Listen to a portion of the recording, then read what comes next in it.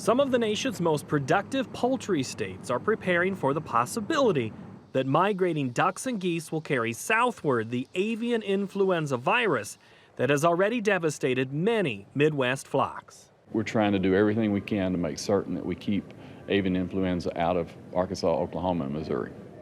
The Poultry Federation, a chicken and turkey producer trade agency, brought together more than 500 industry representatives this week in Rogers, Arkansas.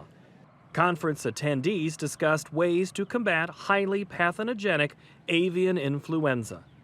The aggressive strain of bird flu, often fatal to chickens and turkeys, has already affected more than 48 million birds in the U.S. since the first case was detected in December of 2014. Iowa, Minnesota, and Nebraska have been hardest hit. Although no new cases have been identified since mid-June, states to the south, particularly along the Mississippi River-centered migratory path, are concerned because waterfowl are known carriers. Pieces of that migration have started already. We've seen Canadian geese, a large number of them, in the southern part of Arkansas. We're hopeful that there aren't any more cases, but we're preparing for the worst.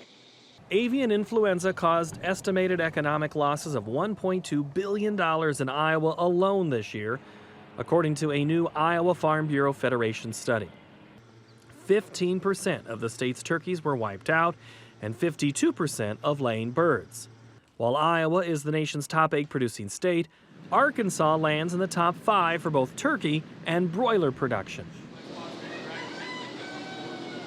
USDA officials calculate broiler, turkey, and egg production accounted for $4.7 billion in sales for the state in 2014. When you look at those numbers and you look at the potential for avian influenza to destroy 10%, 15, 52, if we were affected like Iowa was in the layer industry, if our broiler industry took that hit, it would be, multi-million-dollar hit to the state's economy. The virus does not survive in higher temperatures, and Arkansas's warmer climate may have helped the state with just one farm being affected this spring. But cooler fall weather may be another factor that works against a continuing lull. Tyson Foods, the world's second largest processor and marketer of chicken, beef, and pork, is well aware of the danger associated with an outbreak of avian influenza. More than 4,000 farmers raise chicken for the Springdale, Arkansas-based conglomerate.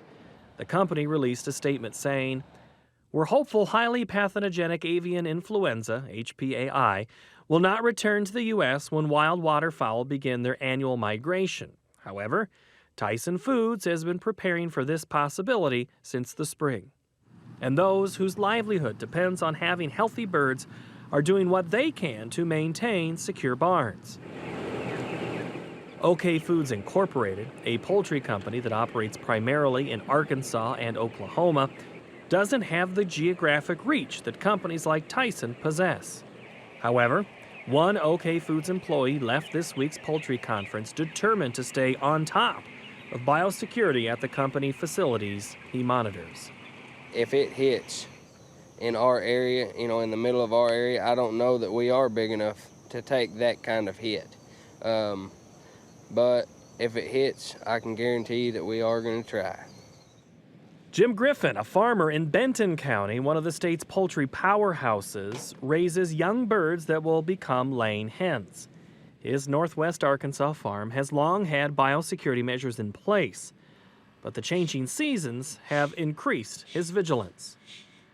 We're a shower in, shower out facility, boot change, clothes change. We're very biosecure. Still, Griffin knows it wouldn't take much for the virus to spread. If his farm were to become infected, the company for which he grows 80,000 birds annually would take the first financial hit. But Griffin's buildings would likely sit empty for a year. Well, my whole family is dependent on the poultry industry right now.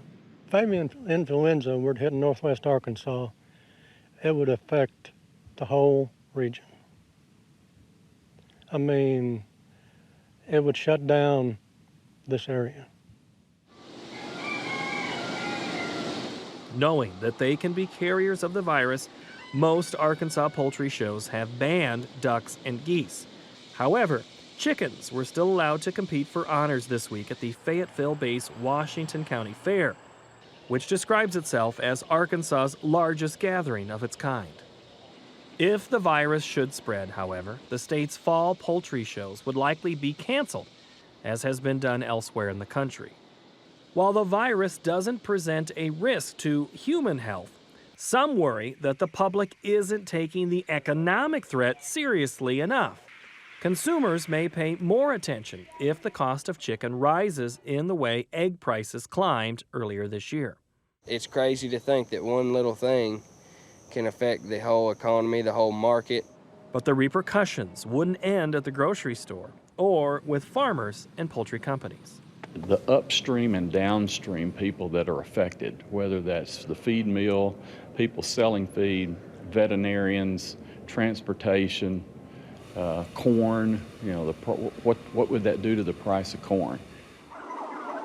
Although the U.S. Department of Agriculture has been working on an avian influenza vaccine that it hopes to stockpile, it has yet to be used in U.S. flocks because it could put future poultry exports at risk. The U.S. policy is that we would not accept any poultry product from any foreign country where they are vaccinating.